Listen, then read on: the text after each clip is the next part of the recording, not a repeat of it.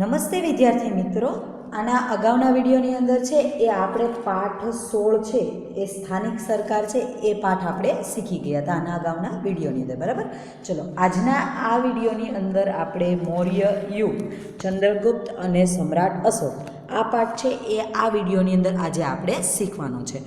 હવે સૌથી પહેલાં તો મૌર્ય યુગ છે, વાઘેલા યુગ છે, અલગ અલગ યુગ આવશે. એ યુગ પ્રમાણે બરાબર ક્યાં ક્યાં રાજાઓ રાજ કરી ગયા હતા, કઈ સંસ્કૃતિ હતી, આ તમામ પ્રકારની બાબતો છે એ અલગ અલગ આવતી હોય છે. હવે આની અંદર છે એ ભારતના પ્રથમ સામ્રાજ્યની સ્થાપના, સંચાલન, સમાજ સંગઠન અને સમ્રાટ અશોક વિશે છે એ આજના આ મૌર્ય યુગની અંદર ચંદ્રગુપ્ત અને સમ્રાટ અશોક વિશે જોવાનું છે આ પાઠની અંદર. બરાબર, હવે ભારતના પ્રથમ સામ્રાજ્યની સ્થાપના છે એ મૌર્ય યુગ હતી અને એનું સ્થાપના કેવી રીતના, એનું સંચાલન કેમ હતું, એનું સમાજ સંગઠન કેવું હતું, અને સમ્રાટ અશોક વિશે છે, ચંદ્રગુપ્ત છે એમના પુત્ર કોણ હતા, એની પછી કોણ રાજ કરતું હતું, આ તમામ વિગત છે એ વિગત આપણે આ પાઠની અંદર આવશે. એની પછી ભારતના મહત્ત્વના જે કયા રાજ્યો હતા, એના કયા રાજાઓ, મહાન રાજાઓ થઈ ગયા છે, એનું મહત્ત્વપૂર્ણ આપણા દેશ માટે શું યોગદાન રહેલું છે, એ તમામ બાબતો છે એ બધું એના કયા શિલાલેખો, એના એ બધી વસ્તુ છે એ વસ્તુ પણ આપણે આ પાઠની અંદર જ જોવાની છે. બરાબર, મૌર્ય યુગ અને ચંદ્રગુપ્ત, સમ્રાટ અશોક. બરાબર, ચલો અહીંયા સુધી સમજાઈ ગયું. આ પાઠની આપણે વિષય વસ્તુ જોઈ લીધી કે આ પાઠની અંદર આટલી વસ્તુ આપણે જોવાની છે. ચલો હવે આપણે પાઠની શરૂઆત કરીએ છીએ. બરાબર, ચલો અહીં ધ્યાન, બહુ સ્પીડ નથી થતી ને, ચલો ધીમે બોલીશ. બરાબર, ચલો અહીં ધ્યાન આપો. ચલો અહીં ધ્યાન વાંચું છું ત્યાં ધ્યાન આપો. રવિવાર હોવાથી સોસાયટીના સૌ બાળકો મેદાનમાં ક્રિકેટ રમવા ભેગા થયા. હવે રવિવાર હતો, બરાબર, એટલા માટે સોસાયટીના બધા મિત્રો છે એ રમવા માટે ભેગા થયા હતા. ભવ્ય અને જલ્પે ટીમ પાડી. ભવ્ય અને જલ્પે છે એ ટીમ પાડી છે. બેટિંગ કે બોલિંગ નક્કી કરવા માટે સિક્કો ઉછાળ્યો. બેટિંગ કોણ કરશે અને બોલિંગ કોણ કરશે, બરાબર, એટલા માટે સિક્કો ઉછાળે છે. જલ્પ બોલ્યો કિંગ. સિક્કો હવામાંથી નીચે જમીન ઉપર પડ્યો. હવે કિંગ આવે છે, સિક્કો છે જમીન ઉપરથી નીચે પડે છે, હવામાંથી જમીન પર પડે છે. કિંગ પડ્યો એટલે જલ્પે બેટિંગ માંગી. કિંગ આવ્યો એટલા માટે જલ્પ છે એ પોતે બેટિંગ કરવાનું કહે છે. બાજુમાં ઊભેલા હેતાંશ બોલી ઉઠ્યો, સિક્કા ઉપર આપેલી આ સિંહની આકૃતિ ક્યાંથી લીધી હશે?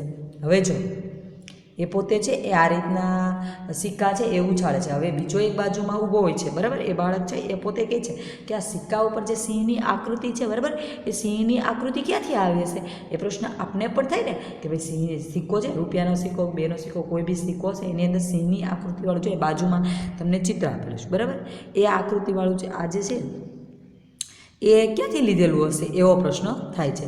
સિંહની આકૃતિ ક્યાંથી લીધી હશે એવો પ્રશ્ન થાય છે. ભવ્યએ તેને સમજાવ્યો. ભવ્ય છે એને સમજાવ્યો. સિક્કા ઉપર આપેલી સિંહની આકૃતિ એટલે કિંગ, બરાબર, એટલે એને કિંગ કહેવાય છે. અને સારનાથના વિશાળ સ્તંભ પર આ સિંહની આકૃતિ સ્થાપિત કરવામાં આવેલી છે. હવે સારનાથનો જે વિશાળ સ્તંભ છે એ સ્તંભ ઉપર આ આકૃતિ છે એ સ્થાપિત કરવામાં આવેલી છે. આ સ્તંભને મૌર્ય વંશના સમ્રાટ, આ જે સ્તંભ છે એ સ્તંભને મૌર્ય વંશ હતો, બરાબર, એ વંશનો જે સમ્રાટ હતો, બરાબર, મૌર્ય એક વંશ હતો અને એ વંશનો એક રાજા હતો, એનું નામ હતું સમ્રાટ અશોક, બરાબર, દ્વારા નિર્માણ કરવામાં આવ્યો હતો. આ જે જો સિંહની આકૃતિ જેને આપણે કિંગ કહેવી છે, બરાબર, એ છે એ સ્તંભને મૌર્ય વંશની અંદર એ સમયની અંદર સમ્રાટ અશોક નામનો રાજા હતો, એણે નિર્માણ કરેલી હતું. ભારતે તેને રાષ્ટ્રીય પ્રતીક તરીકે સ્વીકારેલ છે. અને આ જે આકૃતિ છે એ આકૃતિને છે આ પ્રતીક છે એ પ્રતીકને એટલે કે સિંહની આકૃતિ કિંગને ભારતે તેને રાષ્ટ્રીય પ્રતીક તરીકે સ્વીકારેલ છે. આ રાષ્ટ્રીય પ્રતીક તરીકે એનો સ્વીકાર કરવામાં આવેલો છે. બરાબર, સમજાઈ ગયું? અહીં સુધી કિંગનો રૂપિયાનો સિક્કો છે એ શું છે, એનો સ્તંભ છે એ સ્તંભ સિંહની આકૃતિ સ્તંભ ઉપર સ્થાપિત કરવામાં આવી છે. તો કે કયા સ્તંભ ઉપર? તો કે સારનાથના વિશાળ સ્તંભ ઉપર. અને કોના દ્વારા કરવામાં આવેલી છે? તો કે મૌર્ય વંશના સમ્રાટ અશોક દ્વારા એનું નિર્માણ કરવામાં આવેલું છે. અને જે કિંગ છે એ ભારતનું રાષ્ટ્રીય પ્રતીક તરીકે એનો સ્વીકાર કરવામાં આવેલો છે. બરાબર, સમજાઈ ગયું અહીં સુધી? આમાં કોઈને કાંઈ પ્રશ્ન? આમાં 1 માર્કના પ્રશ્નો ઘણા બધા પૂછાઈ શકે. બરાબર, ચલો રેડી. જો પેન્સિલથી લીટી અથવા પેન્સિલથી અંડરલાઇનિંગ કરેલી હોય એ બધી વસ્તુ અહીંયા વિડીયો સ્ટોપ કરી દેવાનો. પછી પેન્સિલથી લખેલી એ હોમવર્ક બુકમાં છે એરો કરીને લખી નખાય એટલે આપણે પાકું થઈ જાય. વૈસે આ બધા પ્રશ્નો છે તમારી સ્વાધ્યાય પોથીની અંદર આવશે, પણ છતાં પણ આપણા નોલેજ માટે આપણે અક્ષર સારા થાય, આપણે યાદ રહી જાય એટલા માટે આ વસ્તુ છે ને એ બધા હોમવર્ક બુકમાં લખતી જવાની. બરાબર. વિડીયો સ્ટોપ કરી દેવાનો અને આ જેટલું હું પેન્સિલથી લીટી કરેલી છે એ બધું એરો કરીને લખતું જવાનું એટલે આપણને ખ્યાલ આવતું જાય. બરાબર. ચલો રેડી. ચલો હવે અહીંયા આવે છે મૌર્ય વંશ છે એની સ્થાપક કોણ હતા અને એ શાસક કોણ હતા એ વસ્તુ આવે છે. ખાસ અહીંયા હું વાંચું છું એ વસ્તુ ધ્યાન રાખવાની, એટલે જેથી કરીને આપણે ખ્યાલ આવી જાય કે મૌર્ય વંશની અંદર કોણ રાજા થઈ ગયો, કેટલા સમય માટે થઈ ગયો, એની કોણ એના પુત્ર હતા, કોણે કેટલા સમય રાજ્ય કર્યું હતું, આ બધી વસ્તુ આપણે ખ્યાલ આવતી જાય. ચલો અહીં ધ્યાન આપો. વાંચું છું ત્યાં જ બધાએ ધ્યાન આપવાનું. હું ધીમે વાંચીશ, સાંભળો. મૌર્ય વંશ એનો સ્થાપક અને એનો શાસક. સ્થાપન કરનાર કોણ હતું અને એની ઉપર શાસન કરનારું કોણ હતું?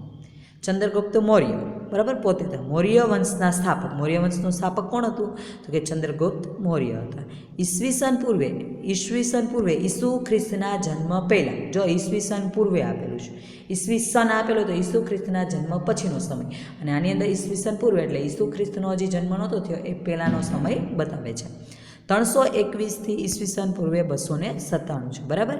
હવે વાંચું છું તે ધ્યાન આપો. બાળપણમાં રાજાની રમત રમતા ચંદ્રગુપ્તનું હીર પારખીને તક્ષશિલાના કૌટિલ્ય ગોત્રના આચાર્ય વિષ્ણુગુપ્તે ચાણક્ય તક્ષશિલા લઈ જઈ.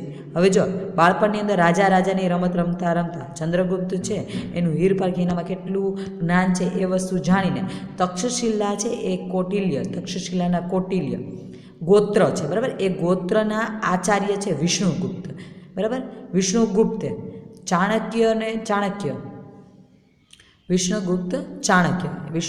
ચાણક્ય કહેવાય છે. એ તક્ષશિલા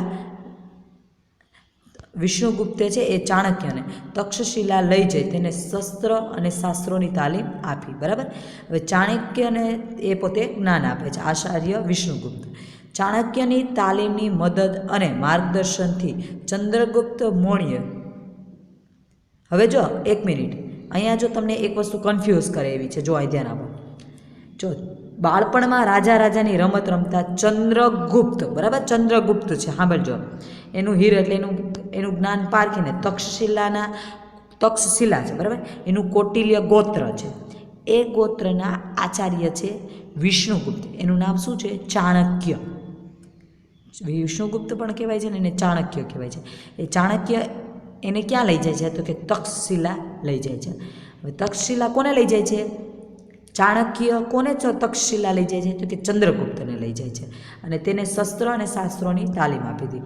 પછી એને ત્યાં છે એ શસ્ત્રો અને શાસ્ત્રોનું જ્ઞાન છે એ બધું કોણ આપે છે? વિષ્ણુગુપ્ત છે એ ચંદ્રગુપ્તને એ બધી વસ્તુનું જ્ઞાન આપે છે. ચાણક્યની તાલીમની મદદ અને માર્ગદર્શનથી ચાણક્ય એને લઈ જાય છે, ત્યાં એને તાલીમ આપે છે અને માર્ગદર્શન આપે છે. બરાબર. એને કારણે ચંદ્રગુપ્ત મૌર્ય છે એ ઈસવીસન પૂર્વે 321માં નંદવંશના અંતિમ સમ્રાટ, નંદવંશ છે એ વંશનો અંતિમ સમ્રાટ એટલે કે રાજા ધનનંદને હરાવીને, બરાબર, એને ધનનંદ છે એ રાજાને હરાવી નાખે છે અને મગધની ગાદી સંભાળી લે છે. કોણ સંભાળે છે મગધની ગાદી? તો કે ચંદ્રગુપ્ત મૌર્ય છે એ ધનનંદને છે એ હરાવી નાખે છે, એટલે એ રાજાને પરાજય અપાવે છે અને પોતે ગાદી સંભાળે છે. મૌર્ય વંશની સ્થાપના કરી. આ રીતના એ પોતે નંદવંશના જે છેલ્લા રાજા હતા ધનનંદ એને હરાવી નાખે છે અને મગધની ગાદી એ પોતે સંભાળી લે છે અને આ રીતના મૌર્ય વંશ છે એની એ પોતે સ્થાપના કરે છે. સમજાણું કેવી રીતના, કઈ જગ્યાએ કેવી રીતના તાલીમ આપીને કેવી રીતના પોતે મૌર્ય વંશની સ્થાપના કરે છે. 3 લીટીની અંદર આપણે આપ્યું. સમજાઈ ગયું? રેડી. હવે ધ્યાન આપો. ચાણક્યની રાજનીતિ અને વહીવટ અંગેની કુશળતાનો સંપૂર્ણ લાભ ચંદ્રગુપ્તને મળ્યો હતો. હવે જો ચાણક્ય છે એ ખૂબ જ રાજનીતિ અને વહીવટી અંગે ખૂબ જ કુશળ વ્યક્તિ હતા, એને ખૂબ જ જ્ઞાન હતું એ બધી બાબતમાં. એ બધી બાબતનું જ્ઞાન છે એનો લાભ છે એ ચંદ્રગુપ્તને મળ્યો હતો. ચાણક્ય દ્વારા લખાયેલા અર્થશાસ્ત્ર નામના ગ્રંથમાંથી તે સમયની રાજકીય, આર્થિક અને સામાજિક જીવનની માહિતી મળી રહે છે. હવે જો ચાણક્ય દ્વારા લખાયેલ અર્થશાસ્ત્ર નામનું ગ્રંથ છે, એ ગ્રંથ છે એ ગ્રંથમાંથી એ સમય દરમિયાન રાજકીય છે, આર્થિક છે કે સામાજિક જીવનની જેટલી માહિતીઓ હતી એ લોકો જેટલા લોકો આર્થિક ક્ષેત્રે કે રાજકીય છે કે સામાજિક ક્ષેત્રે જે લોકોની જીવનની માહિતી હતી એ બધી માહિતી છે એ અર્થશાસ્ત્ર નામના ગ્રંથમાંથી મળતી હતી. એક માત્ર પ્રશ્નની અંદર પૂછાઈ શકે એ ચાણક્યએ કયું ગ્રંથની રચના કરી હતી? તો કે અર્થશાસ્ત્ર નામના ગ્રંથમાંથી તે સમયની રાજકીય અને એ કોના દ્વારા લખાયેલું હતું? તો કે ચાણક્ય દ્વારા લખાયેલું હતું. માહિતી મળી રહી છે, બરાબર. ચંદ્રગુપ્તની તમામ સિદ્ધિઓમાં ચંદ્રગુપ્ત છે, બરાબર, એની જેટલી સિદ્ધિઓ એણે હાસિલ કરી હતી એ તમામ પ્રકારની સિદ્ધિઓમાં ચાણક્યના મુત્સદ્દીગીરીવાળ માર્ગદર્શનને ઘણો મહત્ત્વનો ભાગ ભજવ્યો હતો. ચાણક્ય દ્વારા છે એ મુત્સદ્દીગીરીવાળું જેટલું માર્ગદર્શન એને આપવામાં આવ્યું હતું એ તમામ પ્રકારનું જ્ઞાન છે, માર્ગદર્શનને કારણે છે એ ચંદ્રગુપ્તે ઘણી બધી સિદ્ધિઓ પ્રાપ્ત કરી હતી. બરાબર, સમજાઈ ગયું? ચલો રેડી. એની પછીનો પ્રશ્ન પેરેગ્રાફ આવે છે એ વાંચો, ત્યાં ધ્યાન આપો. ગ્રીક રાજા સેલ્યુકસ નિકેતરને હરાવીને ચંદ્રગુપ્તે 4 પ્રદેશો. હવે જો ગ્રીક રાજા સેલ્યુકસ હતા, બરાબર, એ નિકેતરને હરાવીને કોણ હરાવે છે? ચંદ્રગુપ્ત, બરાબર, એને હરાવે છે અને 4 પ્રદેશો કાબુલ છે, કંદહાર છે, હેરાત છે, બલુચિસ્તાન જીત્યા હતા. ચંદ્રગુપ્ત છે એ સેલ્યુકસ નિકેતરને હરાવી દે છે, બરાબર. એ હરાવીને એના જે પ્રદેશ હતા કાબુલ છે, કંદહાર છે, હેરાત છે અને બલુચિસ્તાન છે એ બધા એ પોતે જીતી લે છે. કોણ જીતી લે છે? તો કે ચંદ્રગુપ્ત મૌર્ય જીતી લે છે. ચંદ્રગુપ્તની બહાદુરીથી પ્રભાવિત થઈ. ચંદ્રગુપ્તની બહાદુરી, એ પોતે એટલા બધા બહાદુર હતા, એ બહાદુરી એને પ્રભાવિત થઈને સેલ્યુકસ નિકેતર છે ને એ પોતે એનાથી હારી ગયો હોય છે અને એના જે પ્રદેશ હતા એ પોતે ચંદ્રગુપ્ત જીતી લે છે. પરંતુ સેલ્યુકસ છે એ પોતે આટલો મહાન વ્યક્તિ, ચંદ્રગુપ્ત આટલો બહાદુર છે, એ એની બહાદુરી જોઈ અને સેલ્યુકસ છે એ પોતે ખૂબ જ પ્રભાવિત થઈ જાય છે. એટલે એનાથી ખૂબ પ્રભાવિત થાય છે, એને કારણે પોતે શું કરે છે કે સેલ્યુકસે પોતાની પુત્રી હેલેના છે, હેલેનાને ચંદ્રગુપ્ત સાથે પરણાવી અને પોતાના રાજદૂત મેગેસ્થનીસને તેના દરબારમાં મોકલ્યો. હવે એ પોતે શું કરે છે? સેલ્યુકસ છે એ પોતે પોતાની પુત્રી હેલેના હોય છે, એ હેલેનાના લગ્ન કોની સાથે કરાવી દે છે? ચંદ્રગુપ્ત સાથે લગ્ન કરાવી દે છે. પછી એનો જે રાજદૂત હોય છે મેગેસ્થનીસ, બરાબર, એને એની સાથે ચંદ્રગુપ્ત સાથે એના દરબારની અંદર મોકલ્યો, બરાબર. પાટલીપુત્રમાં રોકાણ દરમિયાન મેગેસ્થનીસે લખેલ પુસ્તક, પાટલીપુત્રમાં જ્યારે પાટલીપુત્ર છે એની અંદર પોતે જ્યારે ત્યાં રાજ્ય છે, બરાબર, ત્યાં પોતે જ્યારે રોકાણ કરે છે એ સમય દરમિયાન છે એ મેગેસ્થનીસ છે એણે લખેલ પુસ્તક ઇન્ડિકામાંથી, એના દ્વારા કયું પુસ્તક લખેલું હોય છે? એ ઇન્ડિકામાંથી મગધ સામ્રાજ્યના પાટનગર અને એના વહીવટ વિશેની અગત્યની અને આધારભૂત જાણકારી મળે છે. હવે જો એ સમય દરમિયાન મેગેસ્થનીસ છે એ પોતે લખેલ પુસ્તક ઇન્ડિકા છે, એની અંદર મગધનું સામ્રાજ્ય, એનું પાટનગર, એનો વહીવટ કેવી રીતના ચાલતો હતો એ તમામ પ્રકારની અગત્યની અને આધારભૂત જાણકારી છે એ મળી આવે છે. કેમાંથી મળી આવે છે? કે આ પુસ્તકમાંથી મળી આવે છે, કેમ કે મેગેસ્થનીસ છે એ બધી બાબત છે એ પુસ્તકની અંદર લખેલી હતી. બરાબર, અહીં સુધી સમજાઈ ગયું? ચલો અહીં સુધી કોઈને કાંઈ પ્રશ્ન? ચલો રેડી. હવે આવે છે રાજ્ય વિસ્તાર આવે છે. એનો રાજ્ય વિસ્તાર કેટલો હતો એ વસ્તુ અહીંયા આવે છે એ જુઓ. ચંદ્રગુપ્તે પોતાની વીરતા અને ચાણક્યની રાજનૈતિક કુશળતાથી પોતાની સત્તાનો પ્રસાર ભારતના અન્ય પ્રદેશોમાં કરી સમગ્ર ભારત ઉપર એક સાર્વભૌમ સત્તા સ્થાપનનો પ્રયત્ન કર્યો હતો. હવે જો ચંદ્રગુપ્તે છે એ પોતાની વીરતા અને ચાણક્યની જેટલી રાજનીતિક કુશળતા એને જ્ઞાન ચાણક્ય આપતા હતા, બરાબર, એ કુશળતાથી પોતાની સત્તાનો પ્રસાર છે એણે ભારતના અન્ય ઘણા બધા પ્રદેશોમાં કરી સમગ્ર ભારત પર એક સાર્વભૌમ સત્તા સ્થાપનનો પ્રયત્ન કર્યો હતો. આખા ભારત ઉપર પોતાની સત્તા જ રહે એવો પ્રયત્ન એના દ્વારા કરવામાં આવેલો હતો. કોના દ્વારા? તો કે ચંદ્રગુપ્ત મૌર્ય દ્વારા કરવામાં આવેલો હતો. ઉત્તરમાં અફઘાનિસ્તાન, પેશાવર, કંદહારથી લઈને પૂર્વમાં બંગાળ સુધી તેનું શાસન હતું. જો ઉત્તરમાં અફઘાનિસ્તાન સુધી, તો કે પેશાવરમાં કંદહારથી લઈને પૂર્વમાં બંગાળ સુધી એનું શાસન હતું. કોનું હતું? તો કે ચંદ્રગુપ્ત મૌર્યનું શાસન હતું. પશ્ચિમ ભારત પર પણ એની સત્તા હતી. પશ્ચિમ ભારત ઉપર પણ ચંદ્રગુપ્ત મૌર્યની સત્તા હતી. સૌરાષ્ટ્રમાં પણ તેનું શાસન હોવાનું તથા પુષ્યગુપ્ત નામના વૈશ્ય અમાત્યને ત્યાંના રાષ્ટ્રીય રાજ્યપાલ તરીકે નિમ્યા હોવાનું આધારોમાં જણાવેલું છે. હવે જો એનું શાસન સૌરાષ્ટ્રની અંદર છે, ઉત્તર અફઘાનિસ્તાનમાં છે, પેશાવરમાં છે, પૂર્વમાં બંગાળ સુધી, ત્યાં સુધી ચંદ્રગુપ્ત મૌર્યનું શાસન હતું. બરાબર. પછી પુષ્યગુપ્ત નામનું જે એક વૈશ્ય અમાત્ય હતું. બરાબર. ત્યાંના જે રાષ્ટ્રીય એટલે કે રાજ્યપાલ તરીકે તેમને નિમ્યા હોવાનો એને નિમણૂક કરવામાં આવેલી હતી એવા પુરાવો પણ મળે આવે છે. સૌરાષ્ટ્રમાં આવેલ ગિરિનગર એટલે કે જૂનાગઢના ગિરનાર પર્વતમાંથી નીકળતી નદીઓ પર બંધ બાંધીને પુષ્યગુપ્તે સુદર્શન તળાવનું નિર્માણ કરાવ્યું હતું. જો સૌરાષ્ટ્રની અંદર આવેલ ગિરિનગર એટલે કે જૂનાગઢ, બરાબર, એ જૂનાગઢના ગિરનાર પર્વત છે, એ પર્વતની અંદર ઘણી બધી નીકળતી નદીઓ હતી. એ નીકળતી નદીઓ પર બંધ બાંધવામાં આવ્યો અને એ બંધ ઉપર છે એ પુષ્યગુપ્તે છે એ સુદર્શન તળાવનું નિર્માણ કરાવ્યું હતું. એક માર્કના પ્રશ્નની અંદર પૂછાઈ શકે સુદર્શન તળાવ કઈ જગ્યાએ આવેલું છે? કે જૂનાગઢના ગિરનારની તળેટી છે, તળેટીની અંદર આવેલું. પર્વતમાંથી નીકળતી જેટલી નદીઓ છે એ નદીઓ પર બંધ બાંધીને સુદર્શન તળાવનું નિર્માણ કર્યું હતું. અને એવી જ રીતના કોણે એ નિર્માણ કર્યું હતું એ તળાવનું? તો કે પુષ્યગુપ્ત દ્વારા કરવામાં આવેલું હતું. બરાબર. ચલો રેડી. આ અંડરલાઇનિંગ કરેલા, લીટી કરેલા જેટલા વાક્ય છે એ બધા એક તમારે એરો કરી અને હોમવર્ક બુકમાં લખી લેવા. એટલે આ બધી વસ્તુ એક માર્કમાં પૂછાણી હોય તો આપણને આવડી જાય અને આપણા અક્ષર પણ સારા થાય ને આપણે યાદ પણ રહી જાય. બરાબર. ચલો અહીં સુધી સમજાઈ ગયું. એની પછી આવે છે દક્ષિણ ભારતના કોંકણ, કર્ણાટક, મહારાષ્ટ્ર વગેરે પ્રદેશો પણ મગધ સામ્રાજ્યનો એક ભાગ હતા. હવે જો દક્ષિણ ભારતની અંદર આવેલા કોંકણ છે, કર્ણાટક છે, મહારાષ્ટ્ર છે, આ બધા પ્રદેશો છે એ મગધ સામ્રાજ્યનો જ એક ભાગ હતો. વાયવ્યમાં છેકે છેડે, વાયવ્ય છે એના છેડે, બરાબર, વાયવ્ય છે એને છેક પશ્ચિમ ગાંધાર, જો અહીંયા આપેલું છે વાયવ્યના છેડે, બરાબર, છેક ત્યાં સુધી પશ્ચિમ ગાંધાર એટલે કે અફઘાનિસ્તાન સુધીના પ્રદેશો પણ ચંદ્રગુપ્તની સત્તા હેઠળ હતા. હવે જો પશ્ચિમની અંદર ગાંધાર એટલે કે અફઘાનિસ્તાન સુધીના પ્રદેશો પણ છે એ ચંદ્રગુપ્તની સત્તા ત્યાં સુધી હતી એ વસ્તુ સાબિત થાય છે. આમ સમગ્ર ભારત પર મૌર્ય સામ્રાજ્યની સાર્વભૌમ સત્તા પ્રવર્તી હતી.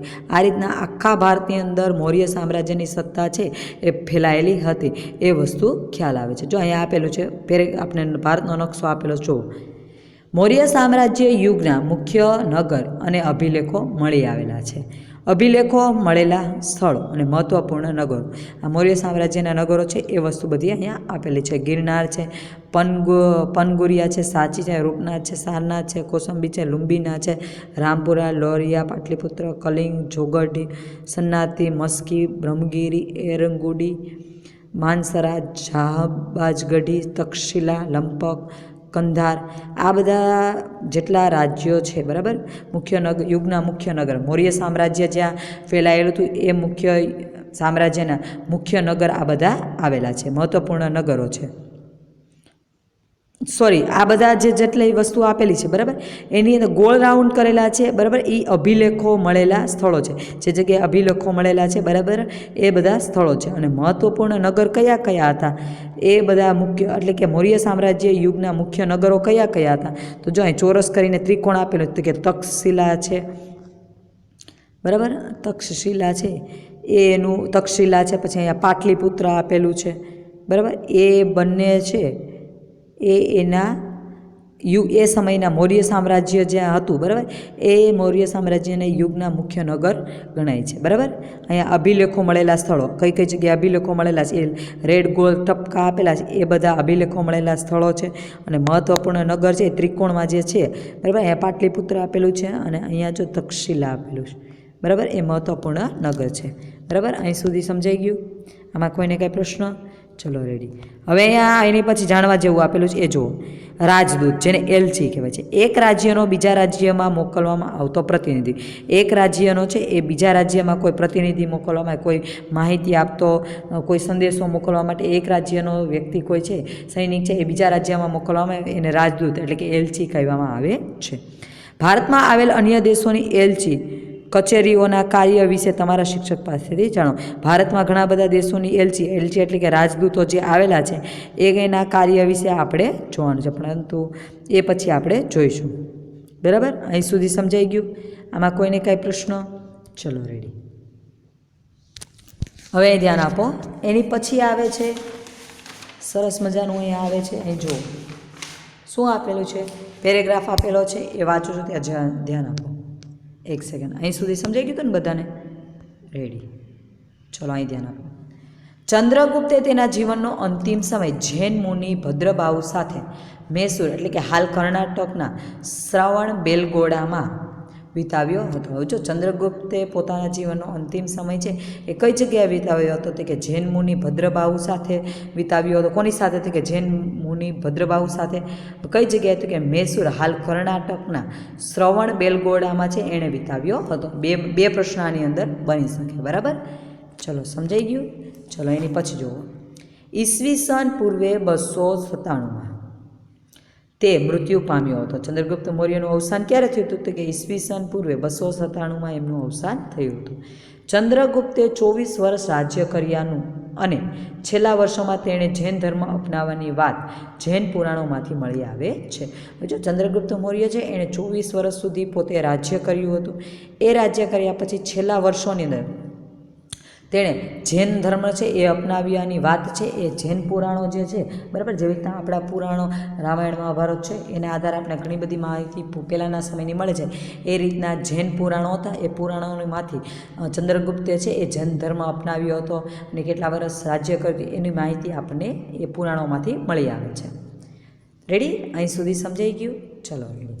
એની પછી આવે છે, વાંચું છું પેરેગ્રાફ. જો બીજો પેરેગ્રાફ વાંચું છું, બધા ધ્યાન અહીંયા આપો. ભારતમાં મૌર્ય વંશની સ્થાપના પહેલાંનો ઇતિહાસ આદ્ય ઇતિહાસ તરીકે ઓળખવામાં આવે છે. ભારતમાં જે મૌર્ય વંશની સ્થાપના થઈ, બરાબર, એને પહેલાંનો ઇતિહાસ આદ્ય ઇતિહાસ તરીકે એને ઓળખવામાં આવે છે. મૌર્ય વંશની સ્થાપનાની ચોક્કસ અને આધારભૂત માહિતી વિવિધ સ્ત્રોતમાંથી મળી આવે છે. હવે જો મૌર્ય વંશની સ્થાપના છે એ ચોક્કસ અને આધારભૂત માહિતી છે એ વિવિધ સ્ત્રોતોના આધારે આપણને મળી આવે છે.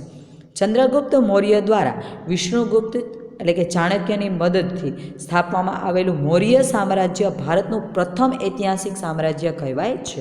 હવે જો ભારતનું પ્રથમ ઐતિહાસિક સામ્રાજ્ય, બરાબર, એ કયું હતું? તો કે મૌર્ય સામ્રાજ્ય ભારતનું પ્રથમ ઐતિહાસિક સામ્રાજ્ય હતું. બરાબર, અને એની સ્થાપના કોના દ્વારા અને કઈ વ્યક્તિ દ્વારા એને મદદ કરી? તો કે ચંદ્રગુપ્ત મૌર્ય દ્વારા વિષ્ણુગુપ્ત ચાણક્યની મદદથી. વિષ્ણુગુપ્તે એની મદદ કરી હતી. કોની મદદ કરી હતી? ચાણક્યની મદદ કરી હતી. સોરી, વિષ્ણુગુપ્ત ચાણક્ય છે, બરાબર, એટલે કે એ ચાણક્ય કયો, એ ચાણક્યની મદદથી ચંદ્રગુપ્તને મદદ કરવામાં આવી હતી અને ચંદ્રગુપ્તે એનું યોગ્ય માર્ગદર્શન લઈ અને એણે મૌર્ય સામ્રાજ્યનું છે એ ભારતનું પ્રથમ ઐતિહાસિક સામ્રાજ્ય છે એ સામ્રાજ્યની સ્થાપના એણે કરેલી હતી. બરાબર, અહીં સુધી સમજાઈ ગયું? આની અંદરથી 3 પ્રશ્નો છે. આ પેરેગ્રાફ ખાલી આ 3 લીટી છે એની અંદરથી આપણે છે એ 3 પ્રશ્ન આસાનીથી બની શકે છે. બરાબર, હવે સમજાઈ ગયું? અહીંયા સુધી કોઈને કાંઈ પ્રશ્ન? ચલો રેડી. હવે એની પછી આપણને એક કોષ્ટક આપેલું છે. એ કોષ્ટક અહીંયા આપેલું છે એ આપણે જોવાનું છે. ચલો અહીંયા ધ્યાન આપો બધા. દેખાય છે? મૌર્ય વંશની જાણકારી મેળવવાના સ્ત્રોત. હવે જો મૌર્ય વંશ હતું, બરાબર, એની જાણકારી આપતો આપણે સ્ત્રોત આપેલા છે કે એ સમય દરમિયાન કઈ રીતની વસ્તુ હતી એ વસ્તુ આપણે આપેલી છે. ચલો અહીં કોષ્ટકની અંદર જો 2 વસ્તુ આપેલી છે. કૃતિ કઈ કૃતિની રચના કરવામાં આવેલી હતી અને એના લેખક કયા હતા એ વસ્તુ આપેલી છે. કયા સમય દરમિયાન? તો કે મૌર્ય વંશની જાણકારી, મૌર્ય વંશ જ્યારે હતો, બરાબર, ચંદ્રગુપ્તનો, એ સમય દરમિયાનની વાત છે. ચલો અહીંયા પહેલું આપેલું છે અર્થશાસ્ત્ર. તો એના લેખક કોણ હતા? તો કે એના લેખક હતા આચાર્ય વિષ્ણુગુપ્ત ચાણક્ય. બરાબર, એ એના લેખક હતા. એની પછી બીજી કૃતિ હતી ઇન્ડિકા હતી. હવે એના લેખક કોણ હતા? તો કે મેગેસ્થનીસ છે એ એના લેખક હતા. અને ત્રીજી કૃતિ આપેલી છે દીપવંશ અને મહાવંશ. તો એના લેખક કોણ હતા? તો કે બૌદ્ધ ગ્રંથો સિલોન, બરાબર, એ એના લેખક હતા. એની પછી ચોથું આપેલું છે મુદ્રા રાક્ષસ. બરાબર, એ એક નાટક છે અને એ નાટકના લેખક કોણ હતા? તો કે વિશાખાદત્ત છે એ એના લેખક હતા. આ કોષ્ટક છે એ બધાએ હોમવર્ક બુકમાં 3 વાર લખી લેવાનું, એટલે જેથી કરીને 3 વાર અથવા 5 વાર લખી નાખો, એટલે જેથી કરીને આપણે ખ્યાલ આવી જાય કે એ સમય દરમિયાન કઈ કૃતિઓ લખવામાં આવેલી હતી અને એના લેખક કોણ હતા એ વસ્તુનો આપણે ખ્યાલ આવી જાય છે. બરાબર, અહીં સુધી આપણને આમાં કોઈને કંઈ પ્રશ્ન? ચલો રેડી. હવે એની પછી આવે છે આ ઉપરાંત મૌર્ય સમ્રાટોએ કોતરાયેલા શિલાલેખો, સ્તંભલેખો, ગુફાલેખો, સ્તૂપો અને વિહારો વગેરેમાંથી પણ ઐતિહાસિક માહિતી પ્રાપ્ત થાય છે. હવે જો એ સમય દરમિયાન મૌર્ય સમ્રાટોએ કોતરેલા જે કોઈ શિલાલેખો છે, સ્તંભલેખો છે, ગુફાલેખો છે, સ્તૂપો છે, એને આધારે આપણને ઐતિહાસિક માહિતી ઘણી બધી મળી આવે છે. બરાબર, આટલી વસ્તુ સમજાઈ ગઈ? આમાં કોઈને કંઈ પ્રશ્ન? રેડી? સમજાઈ ગયું? રેડી. અહીંયા કોઈને કાંઈ પ્રશ્નો નથી ને? ચલો રેડી.